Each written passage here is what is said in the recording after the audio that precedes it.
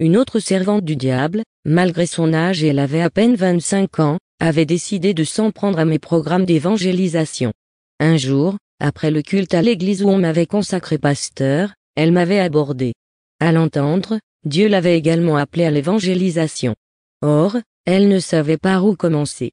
Elle souhaitait, si je le lui permettais, se joindre à moi dans l'une de mes campagnes d'évangélisation. Comme d'habitude, je ne vis rien de mal à sa demande.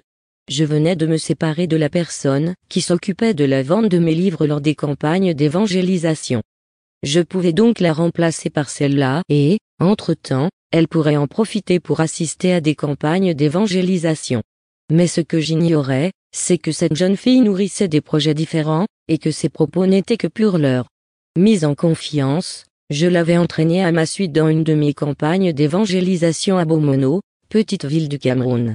Mais au lieu de s'occuper de la table sur laquelle étaient exposés mes livres, elle était restée assise à mes côtés.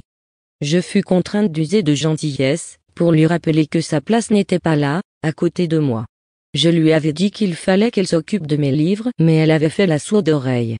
Après la louange et l'adoration, je m'étais mise à prêcher. Après mon prêche, je demandais aux gens de donner leur vie à Jésus. J'avais entamé la dernière phase, qui consistait en l'imposition de mains. Quelle n'avait pas été ma surprise de constater qu'elle s'était levée à son tour, pour commencer à imposer les mains. Surpris par le spectacle inattendu, mon caméraman lui intima l'ordre d'aller se rasseoir, et elle n'eut pas d'autre choix que de s'exécuter. Démasquée, elle n'avait plus voulu me suivre le lendemain. Bien entendu, mon équipe m'avait fait le rapport détaillé de ses faits et gestes, mais je m'étais tue. À l'église, elle commençait à m'éviter progressivement, mais les enfants du diable, animés d'un zèle amer, elle avait continué à venir dans cette église, jusqu'au jour où l'apôtre qui m'avait consacré, le pasteur principal de cette congrégation, organisa un baptême. On avait donc demandé à tous ceux qui souhaitaient se faire baptiser de se lever et d'aller s'inscrire.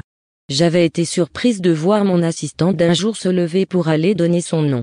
À la fin du culte, je l'avais retenue en aparté pour m'enquérir de quel droit elle se permettait d'imposer les mains aux gens alors qu'elle n'était même pas baptisée.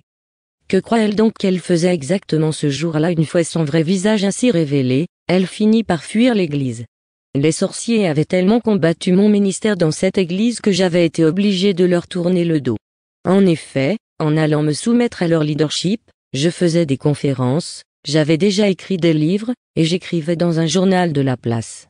Mais en faisant mon bilan personnel, je m'étais rendu compte que je n'avais plus rien fait depuis que je m'étais associé à eux. Mes évangélisations, mes écrits, livres et fascicules, mes conférences, tout s'était arrêté. Même après avoir été consacré pasteur, on ne me chargeait plus de m'occuper de la prédication.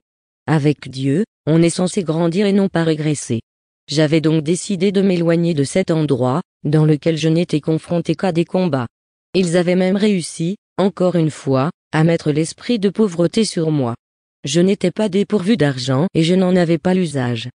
On faisait appel à moi lorsqu'il fallait renflouer des caisses, et je m'acquittais volontiers de la somme, bien que, en dépit de mes efforts, on m'eût affublé du sobriquet de femme pauvre alors que, depuis ma naissance, je n'ai jamais manqué de quoi que ce soit. Voilà ce qui se passe de nos jours dans beaucoup d'églises. Vous y adhérez alors que tout va bien pour vous. Vous avez eu beau travailler, posséder une voiture, jouir d'un mariage qui fonctionne bien, au bout de quelque temps, vous perdez votre travail et vous n'arrivez plus à entretenir votre voiture, qui tombe en panne tout le temps et, pour finir, votre mariage commence à battre de l'aile.